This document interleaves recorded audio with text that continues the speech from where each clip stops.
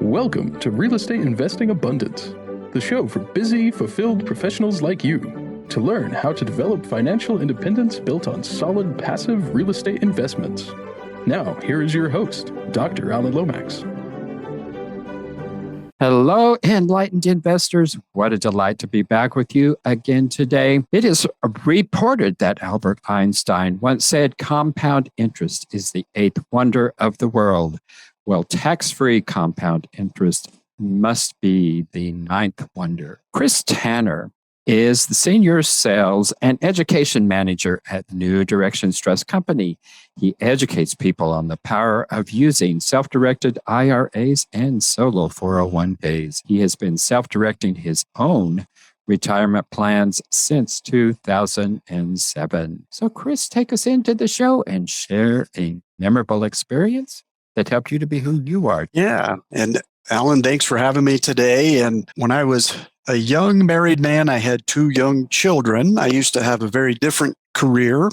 I was in pharmaceutical sales, a very lucrative job with car, and they paid for cell phone, lots of benefits. And back then, it was a little bit before cell phones really kicked in. We used to dial into an automated voice message system. And on one particular Friday, I dialed in and I was literally informed by voicemail that my job was no longer going to be there. I was laid off by a voicemail on a Friday afternoon. So there I was a young husband with two kids and a wife, and it became very clear early on, I was in my early 30s at the time, that just working a job and counting entirely on a job was not the best way to go. All of a sudden, I was out income, lost my car. So that's what began or kicked off the idea that I have to find other ways of producing income. And so that was a real transformative time in my life because, sometimes life slaps you in the face and you have to respond. And so that's what got me down the path to, I'm also a real estate investor, although I do happen to do more and specialize in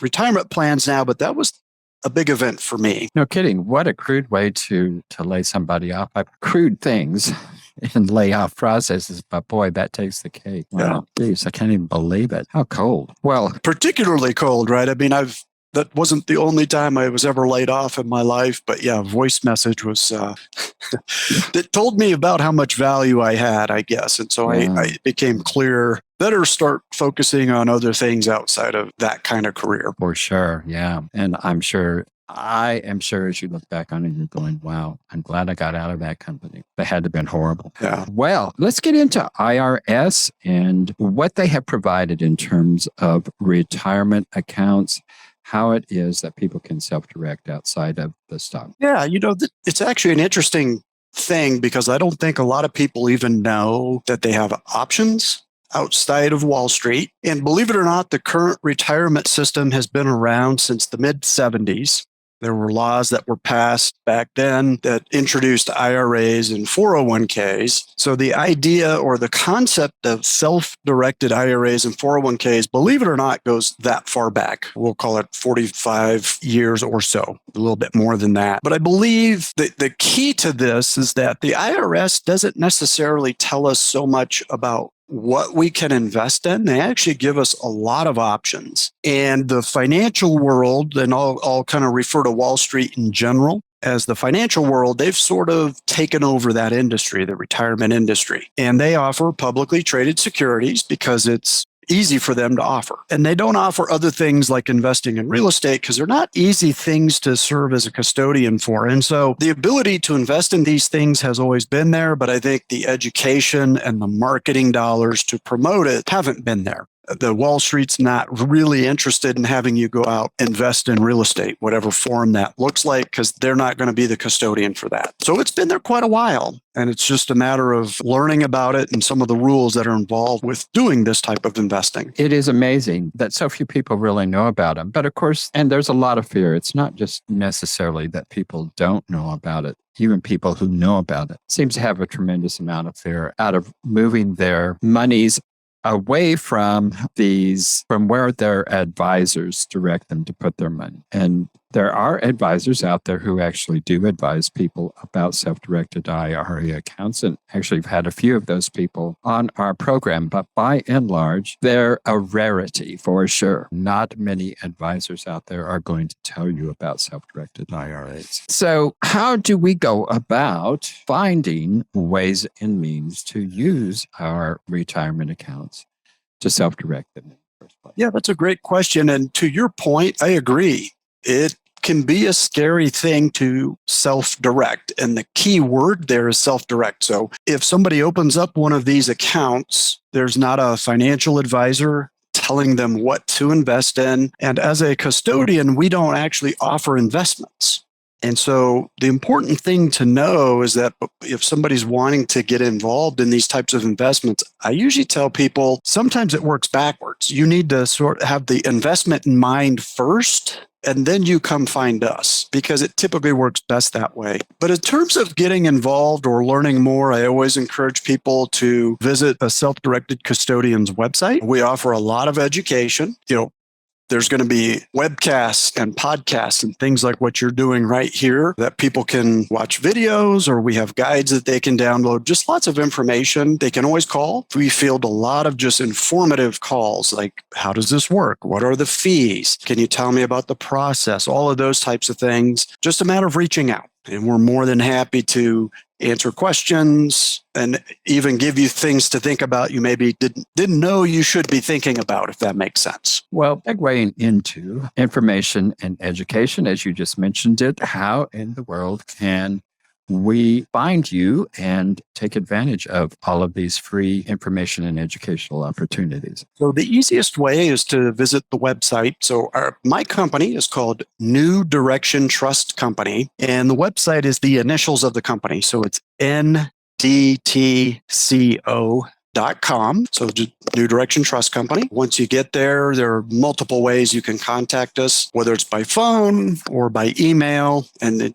just an opportunity to check out what we have in terms of education and things of that nature. Well, as we started out the program, Chris, we mentioned the fact that the ninth wonder of the world is a tax-free investing. Explain this to us, because regular IRAs, they're tax deferred, but we're still paying taxes. We just don't pay it until we retire, which to me doesn't always sound like a very wonderful idea, because that's the last time that I want to be paying taxes is when I'm old. So how do we make this a tax-free investment? Yeah, that's a great question. And I'm going to answer that with a conversation I had recently. I was presenting at a real estate investor group meeting, and they kind of wrapped up the conversation with, Chris, tell us about your perfect investment. And I said, my perfect investment is to put it in either a Roth IRA or a Roth 401k, both of which can be self-directed. And I said, I'd love to have that in real estate. In fact, I have one of those right now. I happen to live in Colorado, and the real estate, like everywhere in the country, is appreciated significantly. And I said, the beauty of holding it in this Roth IRA is that, if I choose to sell it, it's appreciated significantly.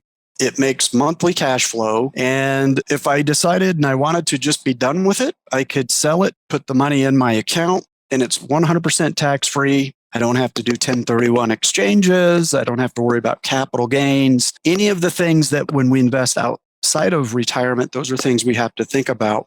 So tax-free, the IRS, I think, just gave us a gift. It's just my personal opinion when they gave us a vehicle to do tax-free. Now, there are some rules. And so there are some seasoning rules that I don't know that I'd want to get into. But when we say tax-free, typically we're talking about at the point where you reach 59 and a half. And when you've had one of those accounts open for 5 years, you can literally tap into that account tax-free. So unlike the tax-deferred accounts, so when you're 72 years old and you have to start taking money out, you're going to be paying taxes. I would sure love the opportunity to take that money out tax-free, because I don't know what the taxes are going to look like when I retire. The government might move them up, they might move them down, and I don't know what my income is going to look like. I don't know what tax bracket I'm going to be in at that point in time. So I like to take those worries off the table. And that's why the Roth accounts are so interesting to me, is I don't have to be concerned with if I'm still in a high income bracket at that time. I don't care. that money comes out tax-free. And if the tax rates go up, I don't worry about that either. Well, thank you for that explanation, Chris. Tell us about the difference between the solo 401ks, the Roth 401ks.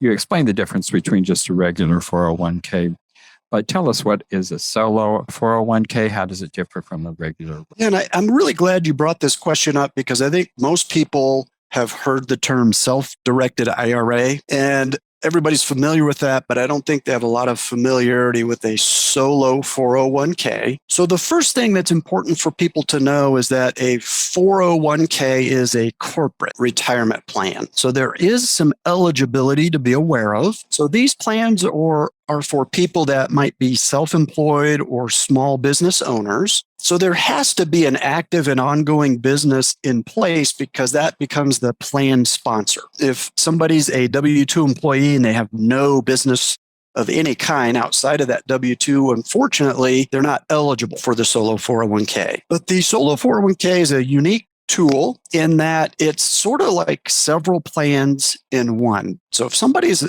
eligible for it, it works a lot like 401ks do if somebody had a corporate job. And I think a lot of people have had that experience. The contributions are very similar to the way it would work at a corporate job. But what I like to tell people is that you can typically contribute up to about 10 times what you can into an IRA. And so just as an example, a Roth IRA, you could put $6,000 or $7,000 into. Done correctly, depending on your age, we're talking about dollar amounts in the 60,000s. So 61,000 if you're younger than 50, but closer to 67,000 if you're over 50. So you can put a lot more money away in these plans, and the money can be put in as either tax deferred or as Roth contribution. So that's the one plan has both options. So it's really a versatile type plan. I love the solo 401k. So it would be ideal for doctors or lawyers, architects, or whoever has their own private practice of any sort.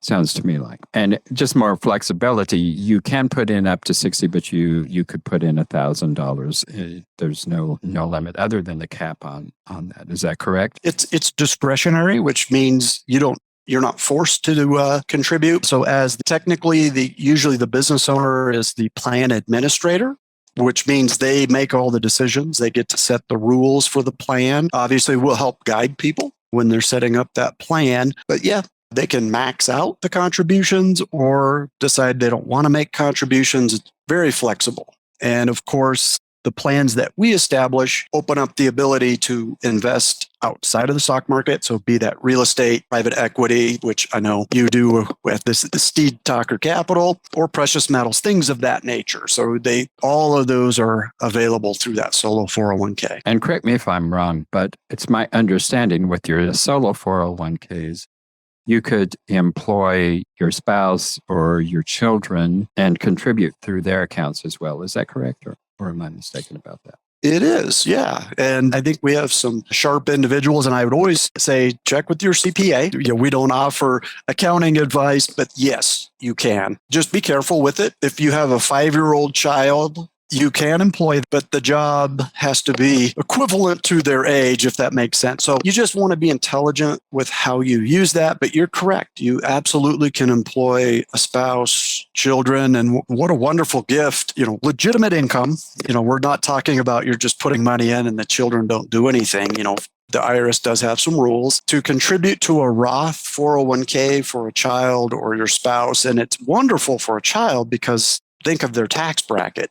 They're probably not going to have any tax up to a certain threshold. I mean, it's a wonderful time to get them started on that kind of a program. So I appreciate you bringing that up. Yeah, I think it's up to $19,000 a year that is tax-free on anybody, not just children, but I think anybody, it's up to that. Yeah.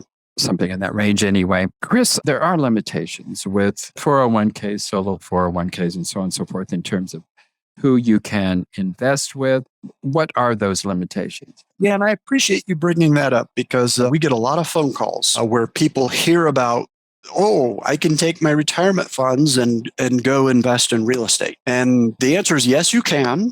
But the IRS does have some rules in place. And two of the biggest rules I think people need to be aware of is, especially with real estate investors, one is the idea of personal use. So personal use means that if your IRA or 401k buys something, and it could be a property, maybe a vacation rental home or something along those lines, remember that it's the retirement plan that owns it, not you personally. And the IRS says you can't use things that are owned by your IRA or 401k personally. What does that mean? Well, you can't live in the property. You can't even live in it for a week. So, for example, you bought a vacation property. It was an Airbnb property that most of the time is rented out, but maybe you wanted to visit once or twice a week. Unfortunately, the IRS just draws a line in the sand and says you cannot use it. So that applies to you, the IRA owner. It applies to your spouse. And then I like to explain it as, think of it as your blood descendants. So your mother, your father, your children, their spouses are not able to use those either.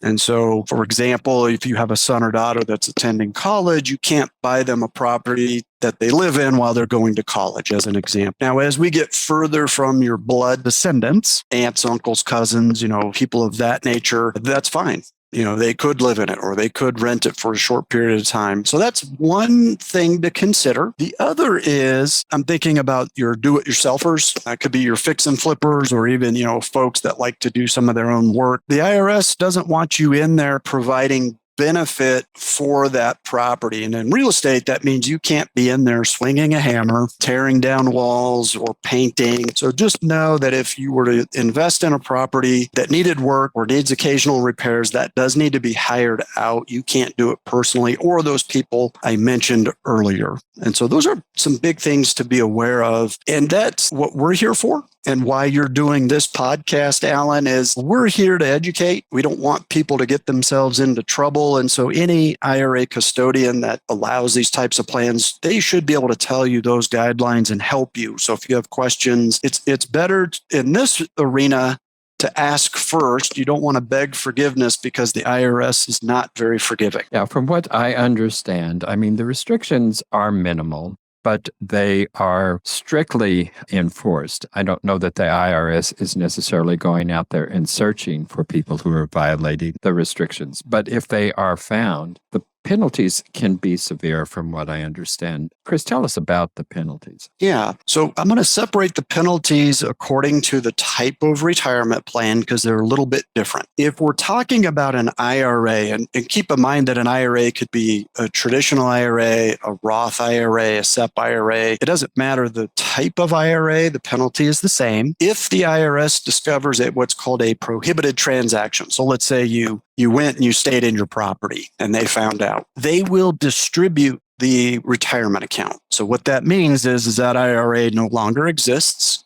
They basically say you used it personally, so now this is now a personal asset. Your retirement plan doesn't own that property. So if you're in a tax deferred account like a traditional IRA, that's a big tax event. That means you're going to be paying ordinary income tax. If you're younger than 59 and a half, there's an additional 10% penalty. So the penalty is severe. If it's in a solo 401k, the penalty is not quite as severe. And it's one of the reasons that if you're eligible for a 401k, it gives you a little more, if you inadvertently had a prohibited transaction, the penalty is not as damaging. It is a 15% excise tax. And then they ask that you correct the prohibited transaction, whatever that happens to be. So you get to keep the plan, but you're going to get hit with a 15% penalty on that one. So the best thing is to listen to your advisors who work with these things every day and be sure you don't violate those rules and regulations, and you'll be fine. It can be a wonderful vehicle to develop wealth. And as you illustrated, it can be a tax-free investment here. Chris, tell us about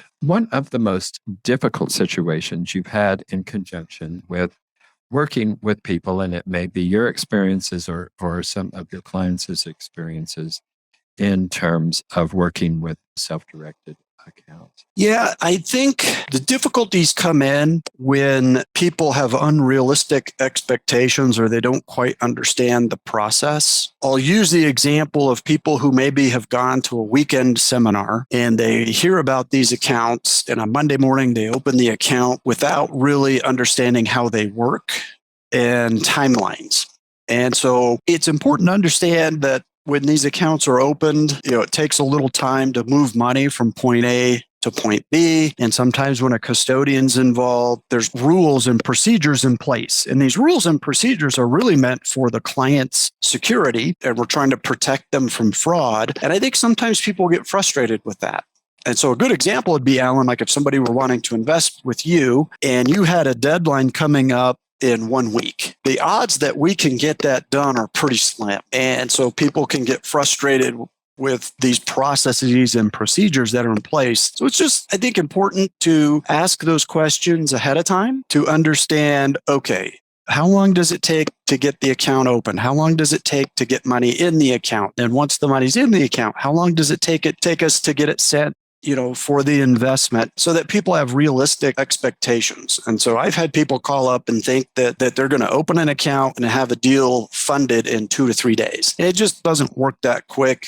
There's some things in place that just aren't going to allow that to happen. And so I think that's where some of the frustrations come in that are more of the common frustrations that people experience. Chris, tell us a little bit about the actual timelines you've mentioned here. Just take us through a scenario of opening an account and funding a deal. So the big overall picture is, I think it's fair to expect anywhere from 3 weeks to a month as a reasonable timeline. So opening account is very quick. They're typically opened in a day or less. The piece that takes the longest is getting money moved. And I would say most people are moving money from an old 401k or an IRA. They're doing a rollover or a transfer. That can take anywhere from 4 or 5 days to 2 to 3 weeks. And the reason there's such great variety is we don't have any control sometimes of how the money is sent to us. And so that's where sometimes frustration comes in. So some custodians will only send money by a check, and they will mail a check. So obviously that's going to take a while. Some custodians will move it in a